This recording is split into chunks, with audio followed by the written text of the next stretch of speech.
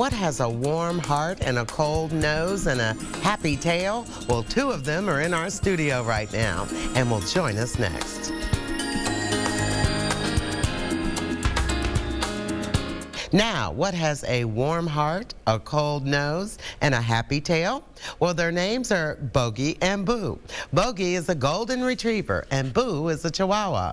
They're here with their owners, Linda Bolterstein and Penny Witthauer. Welcome. Thank you. Thank you. And you're not just owners of Bogey and Boo, but you are founders of the organization Happy Tails. Well, I've been a member for about 13 years, but Happy Tails started in 1991 by a veterinarian in Atlanta, Dr. Carla Courtney, who is still a member. And she, with about 4 of her clients, she had seen a program about pet therapy. And she was new out of veterinary school, and she and about 4 of her clients started visiting about 3 or 4 different facilities in Metro Atlanta.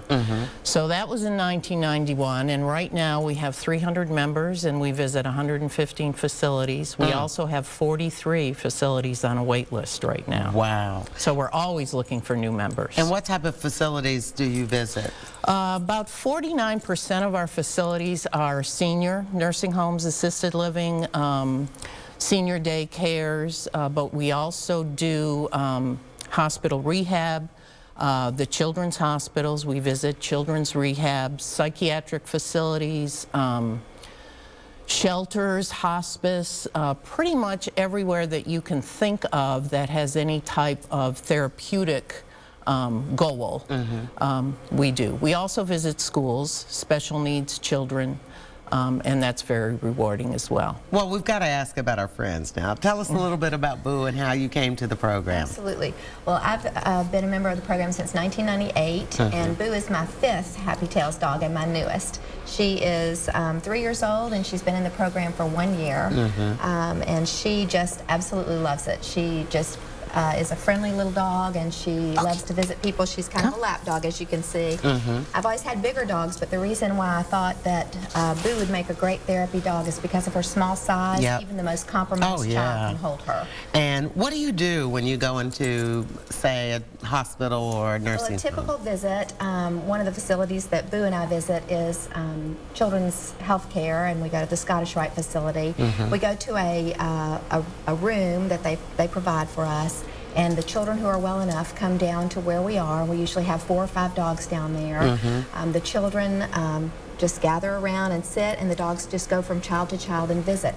Sometimes it's more of actually a therapeutic visit, where recently I know there was a child who was relearning to walk, and she thought it was more fun to do that if she could walk Boo. Oh, wow. So she was able to take Boo, and these dogs, of course, are trained to be very gentle and go very slow, so Boo just walked very slowly, and it was much more fun for her to be able to practice her walking with Boo on the end of the lead. Absolutely. And tell us about Bogey.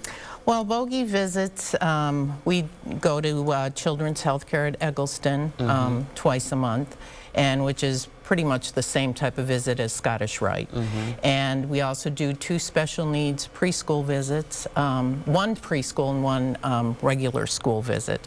And then I do an assisted living with him, and we also visit Northside Hospital, the high-risk perinatal unit, where the moms really enjoy the visits. You don't think about that. Yeah, it really, Northside is a very wonderful friend to Happy Tails and sponsor, so we have a good time. So really all the visits have a little bit of a different component to them.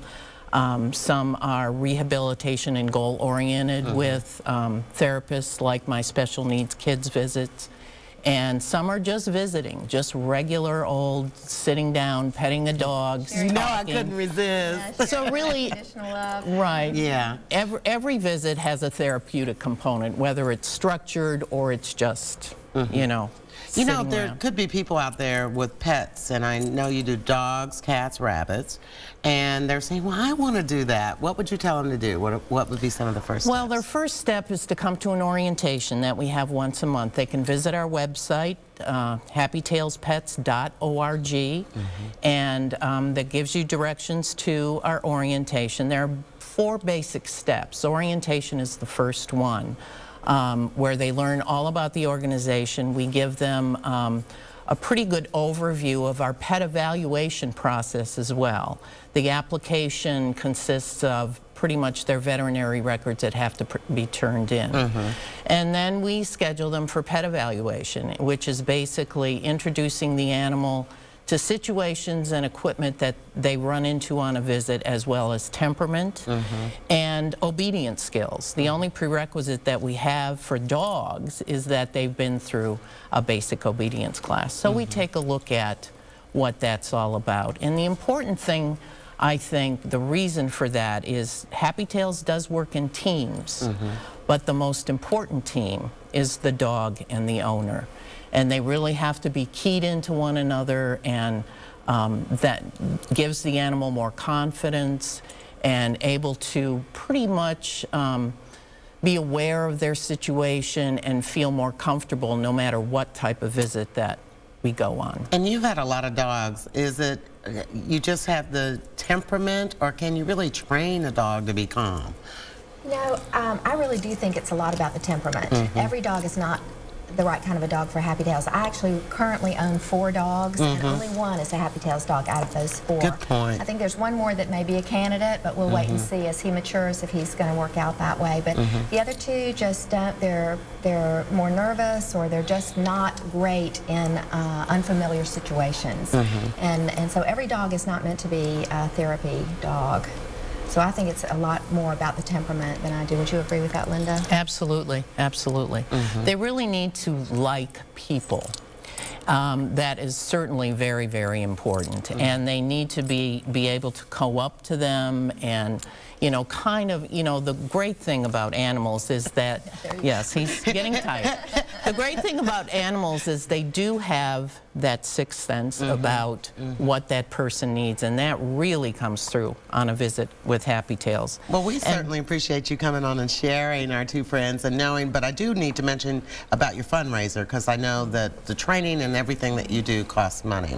So we'll tell you, the 8th annual Warm Hearts and Cold Noses Valentine's Gala is Saturday, February 6th from 6 to 9 p.m. at Villa Christina. Our very own John Pruitt and Dr. Randy Martin are the honorary co-chairs and will host the evening, so you'll get to learn more about the organization and have fun at the same time. For more information, visit the website at happytailspets.org or call 770-740-8211.